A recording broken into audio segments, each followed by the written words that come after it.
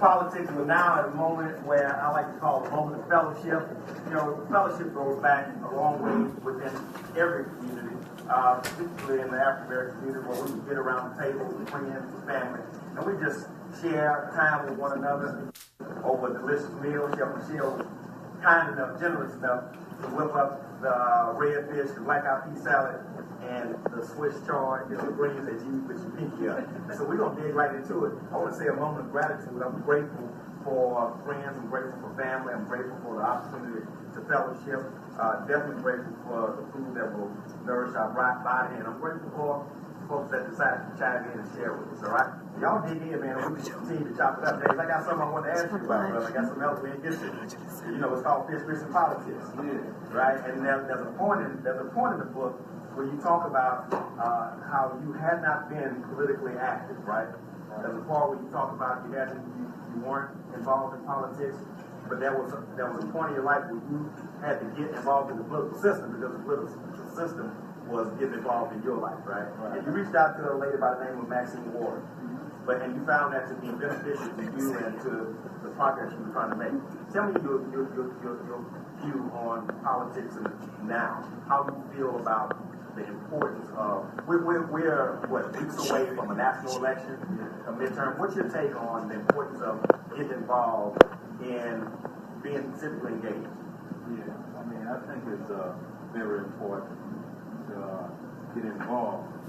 I'm reminded of a good friend of mine by the name of Larry Hoover. Larry, you know what I mean, back on the Ghetto Boys tape. You know, he was on to something, even way back in 1999 or something like that. He mentioned that these people that call themselves gangsters need to vote. And there's a lot of people that call themselves gangsters that's not vote.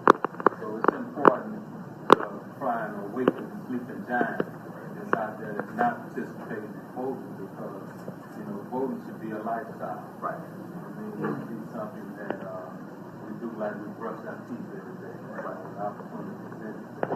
Well, and I'll chime in on that. My mentor shared with me that everything you do is a political statement, from the ballot, going to the polls and voting, to the flushing of the toilet.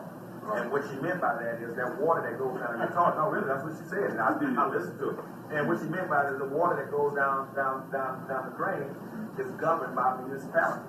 Is governed by some entity where that person was either elected or appointed by an elected official. That it was real heavy, and I to this day it is pretty heavy. So I saw the other day. Oh, wait, y'all ready? Man, hey, listen, this Swiss chard. Hey, are y'all getting it right?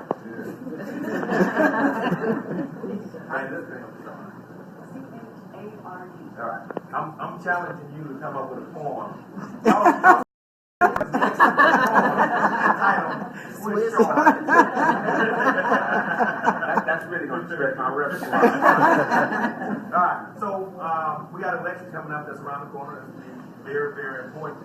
I read the other day you said, you made a statement that said that you would like to, or you would accept an invitation to have a conversation with President Donald Trump. Yeah. Expound on that. And I thought that was a bold statement, considering the fact that a lot of African Americans that have decided to make that move have been ridiculed, have taken some flack behind it. Right. One, what made you decide to do that, considering the response that others had gotten? Right. Two, what is the value and purpose you believe of doing something?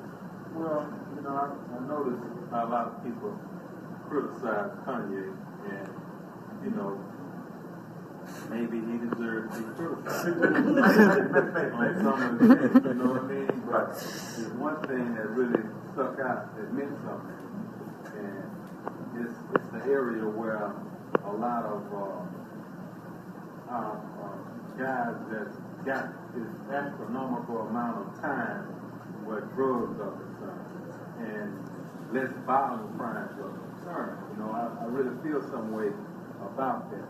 I think there's a lot of racism tied into the time that they have given a lot of our brothers and sisters, where, you know, the drugs and less violent crimes are concerned. And if I had opportunity, you know what I mean, to speak with Trump, I will, in a different area. Different atmosphere. Yeah. Maybe we can get them to come out of here. Maybe we can get them to come to Fifth Ward. Well, I was going to ask, man, you must have been reading my notes, because I was going to ask you, you know, would you, if you were invited to say a poem, if you were invited to cook, is that something that you would do? Trumpy dumpy. I'm sorry. I don't know. You know, it seems like for me, right now I understand these French. I understand these French.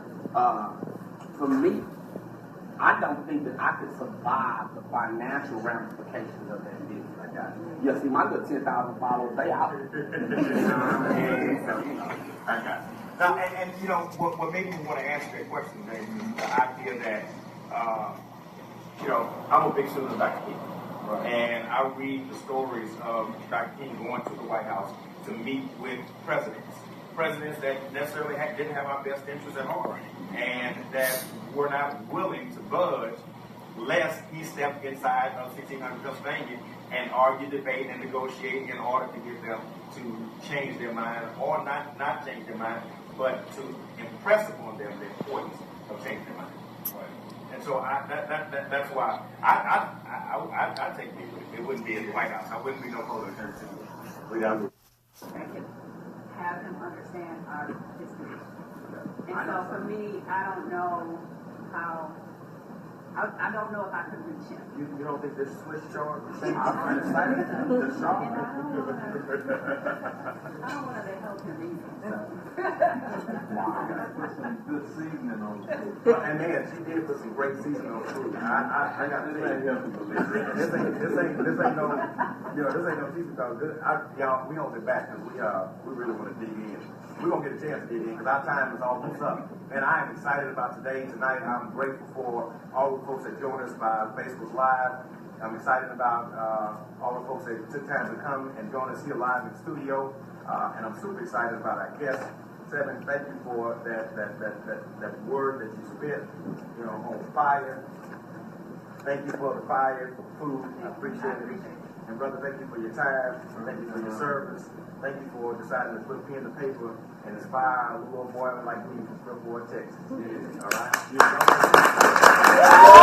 right?